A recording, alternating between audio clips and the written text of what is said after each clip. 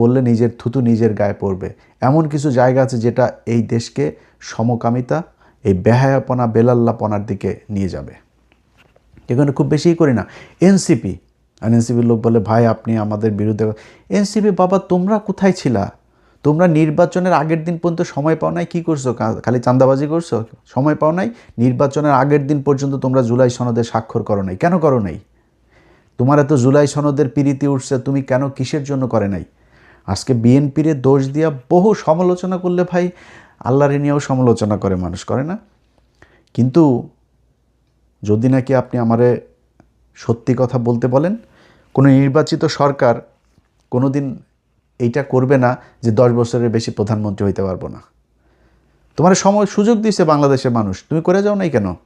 1.5 বছর তুমি তোমার বিশ্ববিদ্যালয়, তোমার ট্রাভেল এজেন্সি, তোমার ম্যান পাওয়ার বিজনেস সব রেজিস্ট্রেশন নিয়ে যাইতে পারলা, আর খালি জুলাই সনদটা করে যাইতে পারলা না কেন?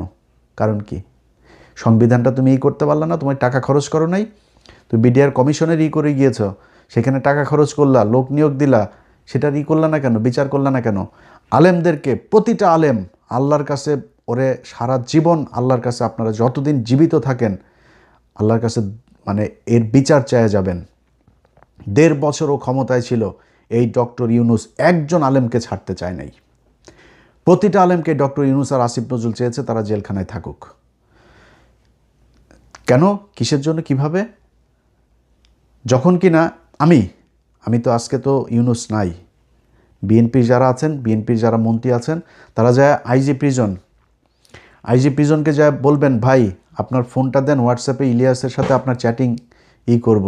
এই যে তার আগে আবার বাংলা প্রথম আলোর ঘটনা, তো প্রথম আলোর ঘটনা আমি মনে করি আমি যদি নাকি মৃত্যুর পরে যদি নাকি আল্লাহর কাছে যায় একটা কিছু দেখাইতে চাই যে আল্লাহ আমি বেহেশত চাই এইটার কারণে, তাহলে প্রথম আলোর বিরুদ্ধে থাকা এটা আমার একটা বড় কাজ। সো এটা নিয়ে আমি একদম রিগ্রেট ফিলও করি না, নিজের দোষীও মনে করি না, কিছুই মনে করি না।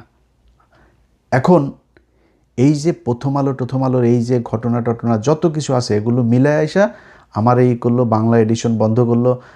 দেখব কয়েক শত আলেমদের জামিনের ব্যাপারে জেল সুপার, আইজি প্রিজন, যেটা না হয়েছে সবশেষ আইজি প্রিজন পর্যন্ত গিয়েছি, জামিন হয় আটকায় দেয়, এখান থেকে দেয় না, আইন মন্ত্রণালয় থেকে দেয় না, ডিজিএফআই দেয় না, ওই দেয় না। আরেক চুতিয়া হইলো এই যে এই ওয়াকারের সেনাবাহিনী, এরা একজন আলেমকে ছাড়তে চায় নাই।